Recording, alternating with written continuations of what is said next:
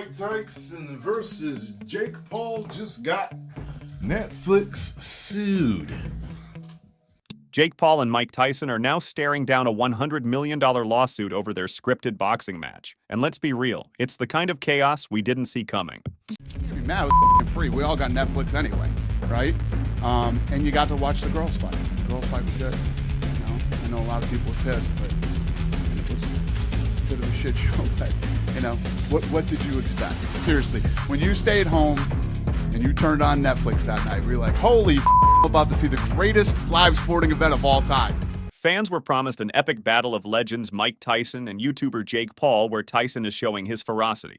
But what have we got, though? Well, it looked more like a low-budget reality show than an actual fight. 6 months of hype just to watch a staged disaster unfold in front of our eyes. And now outraged fans are doing what anyone would do, slapping both fighters with a lawsuit for putting on this circus. Because it was the kind of dramatic collision of boxing's past and present, at least this is what fans were expecting. They were practically drooling in anticipations, shelling out money for tickets, pay-per-view, and more, all while dreaming of a genuinely epic showdown.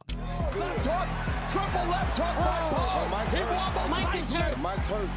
You see Jake Paul land a beautiful jab with right hand first, right there, and knock Mike off balance 2 times. And Mike was highly off balance right there. I don't like how his legs. But when the fight finally passed, what did fans witness? Whoops. It's not a fight, but more like an awkward, overproduced Showtime boxing or circus. I mean, all the people that are, there's a lot of, in Portnoy went out and said that it was the greatest con job of all time. I mean, if you didn't think that that's the way the fight, I don't know what people expected. Mike's almost 60 years old. As if this whole fiasco needed more spice, even Dana White, the UFC boss himself, called it the biggest con show he's ever seen. Yeah, Dana had to step in and throw some salt in the wound. According to Dana, this wasn't just a bad fight, it was a full-on rip-off of epic proportions. And guess what? He wasn't wrong. Between the staged punches, the ridiculous payouts, and Netflix cashing in on the circus, it was less fight night and more like a poorly scripted reality show. The $100 million hustle. Yeah, Jake Paul versus Mike Tyson. This wasn't just a fight. This was a battle between generations. And what was the deal? Tyson, the so-called baddest man on the planet, walked away with a cool $20 million, while Jake Paul, the YouTube sensation turned boxer, pocketed a whopping $40 million. And what did the audience get for all that cash? A heaping dose of disappointment, frustration, and the gut-punching realization that they'd just been played. What a shame to the boxing. How can this YouTuber beat such a great fighter? Well, X has spoken. The fight was scripted. Everyone is talking about this on X, and the script was actually leaked on X. Because just before the bell rang, something weird started happening. Whispers of a leaked script began buzzing through social media like a swarm of mosquitoes. At first, people scoffed at the notion. Typical conspiracy theorists, right? But then the fight actually happened, and holy cow, the parallels were undeniable. Opening bell rings, Tyson is showing flashes of his old form, which actually happened. As soon as the bell went, Mike Tyson came out with that head movement, pushing forward. Immediately, he stalks forward with his signature bob and weave style. The so-called script seemed to predict everything, from Tyson's surprisingly sluggish performance, Paul's perfectly timed combos, even the exact point at which the fight was supposed to end. It was almost like someone had written a terrible play and then convinced millions of people to buy tickets for it. In the ring, basically, it's hard to make it exciting.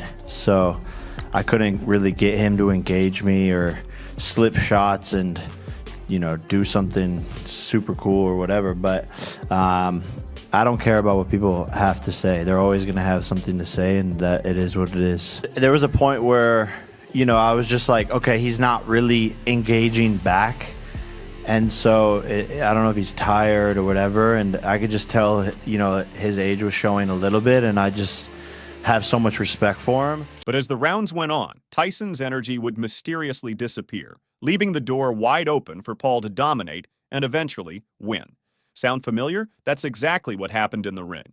Fans weren't just angry, they felt duped. They shelled out hard-earned money expecting a clash of titans, only to be served what they described as a high-budget parody of real boxing. Theatrical stuff that's happening right now, I just want to see these guys fight. I don't care about your car. I don't care about 30 minutes of commercials. And now, as the dust settles, the big question remains. Was this really a fight, or just another chapter in boxing's sad, slow descent into a sideshow spectacle? The truth might be too brutal for some, but it's crystal clear. Boxing just got a whole lot less credible.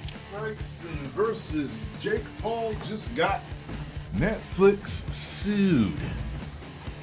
Fans didn't hold back, and why should they? When you spend months hyping yourself up for a so-called historic fight, only to get duped into watching a scripted drama, outrage is the bare minimum. They sued both so-called boxers with a $100 million lawsuit. Yep, a legal haymaker aimed squarely at Jake Paul and Mike Tyson. Jake Paul and Mike Tyson now have been suspended from boxing after a controversial fight in Texas. Now, why, you may ask? Now, I didn't know this, okay? The claims, false advertising, betrayal of fans' trust, and financial losses have left bettors fuming. Not only this, but they also get suspended from fighting any other fights. Netflix is currently being sued over their Jake Paul-Mike Tyson fight.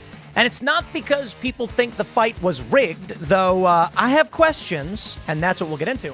And it gets even juicier. Netflix joined the fray, slapping both fighters with a lawsuit of their own. This isn't just a lawsuit, it's a public trial of boxing's integrity. Paul and Tyson didn't just risk their reputations, they might have torched the sport's credibility in the process. The only thing left to figure out is whether this circus act is about to cost them more than their paydays. Social media has been an absolute carnival since the scandal broke, with memes calling the fight the WWE of boxing and threads dissecting the leaked script. Many are upset over the Jake Paul and Mike Tyson fight, with some people claiming that it was rigged because many people bet a lot of money and they lost a lot of money. Fans are furious, and rightfully so. They didn't just lose money, they lost faith in a sport that's supposed to be raw, unscripted combat. The audacity of using Tyson, a living legend, as nothing more than a pawn in Paul's cash grab circus. It's galling. Critics aren't just angry at the fighters, they're questioning whether boxing itself has sold its soul to spectacle. At this rate, we might as well hand out Oscars instead of belts. The whole thing was scripted. The whole thing was just a money grab. And for a lot of us that love Mike, and despite what he said in that interview with the girl about the legacy, we love him and his legacy. And we didn't like what we saw.